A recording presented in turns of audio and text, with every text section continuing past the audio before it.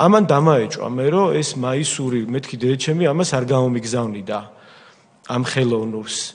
და ეს რატო და მეთქი რაღაცა ჭირს დედაჩემს რა იქ თქო ციხეში რომ იქ რო ხარ ჩაკეტილი ფიქრობს ურა და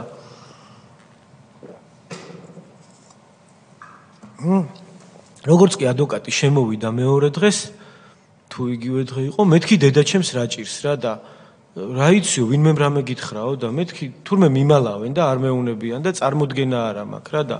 რა ხდება და აუ არაფერიო წაიქცაო და ტვინის შერყევა ქონდაო და რაღაც მეთქი რას ქვია ტვინის შერყევა და გაჩქარა მეთქი ისა და წავიდა ეს და მომიტანა დედაჩემის ხელით დაწერილი რომ შვილო კარგათა ვარ არ ინერვიულო და მეთქი ეთყობა წაიქცა და ესე იყო ეგ ამბავი თქო და არ ვიცი მე უკვე არაფერი მე იქ პატიმრობა მოვიხადე გამოვედი და დავდივარ ამ ჩემი კასტილებით და იმით ეს ნაცემი რაღაცა ქუჩაში და ხალხი მოდის და სულ მეკითხება რომ აიმე დაჩი რა როგორ ისა და დედა როგორ არის და თავიდან ვერ ხვდებოდი რას მეუბნებოდნენ და მე ერთ-ერთი ქალბატონი აი აქ რუსთაველზე მაგთის ოფისი რო იყო იქ შემხვდა და არც ვიცი ვინ არის ის ქალბატონი და ვაიმე შვილო როგორ ახარ დედა როგორ არის რა დღეში ჩააგდეს ვინ ჩააგდო მეთქი აბა აიო რო ცემეს ვინ ცემეს და წარმოდგენა არ მქონდა თურმე მე რო დამიჭირეს მე გამოსულან ესენი გარეთ ეს ცხოველები ესენი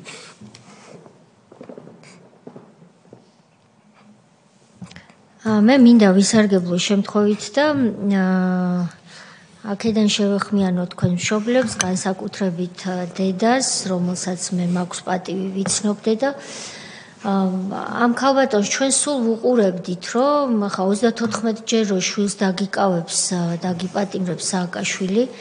და მისი ეს მავნებლები რა თქმა უნდა იქ დედის ხვედრი არის უმძიმესი და მე ჩემი თვალით მაქვს ნანახი ვინაიდან მე იმ რაიონში სადაც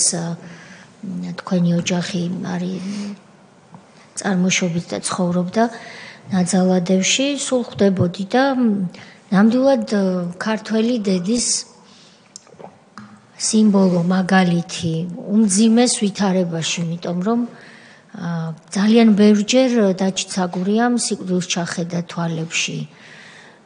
და ერთხელ არ უკავს დედა სხვათა შორის რომ ქალბატონი ყოველთვის იყო ღირსეულად ზედმეტი ემოციების გარეშე მაგრამ ეტყობოდა რომ ის ძალიან მძიმე ფსიქოლოგიურ მდგომარეობაში იყო და სულ შიში ცხოვრობდა რომ სააკაშვილს მისთვის შვილი არ მოეკლა ხო და მოკლედ ესეთი ამბავი მოხდა რა მანდ რომ ამ ქალბატონმა მითხრა რომ რაღაცა და არ ვიცი წარმოდგენა არ მაქვს და თურმე რა მომხდარა რომ ესენი გამოსულან ამ შენობიდან მე რო დამიჭირეს და ცემეს იქ და რაღაც მეერე გარეთ და ნუ იქ რა თქმა უნდა ქალი კაცი არ დაუნდიათ არავინ და ყველა სასტიკად უწემიათ მაგრამ თურმე იქ ისა და ეს გამოვიდნენ იღბებით ეს რაღაც ჯგუფი და ცაგურიას დედა რომელია და დედაჩემს უფიქრია რომ ეთყობაო რაღაცა რომ დამიჭირეს ის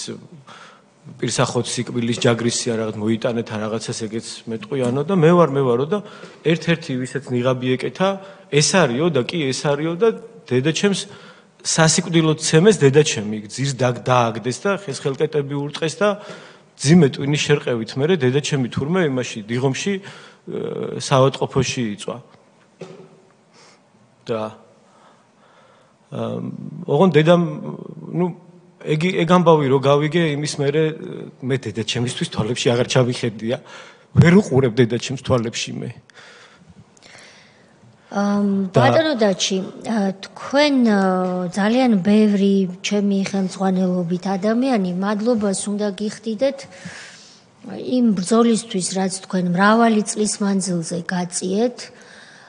თქვენ და თქვენაირმა ახალგაზრდებმა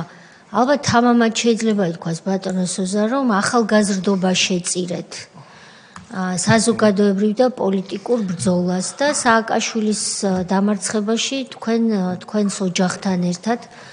დედა თქვენთან ერთად ლომის წილი გაქვთ ამ ბრძოლაში ეს ძალიან დიდი რამ იყო და ბევრი რამის ხარჯზე გაკეთდა ამიტომ ჩვენ გვეამაყება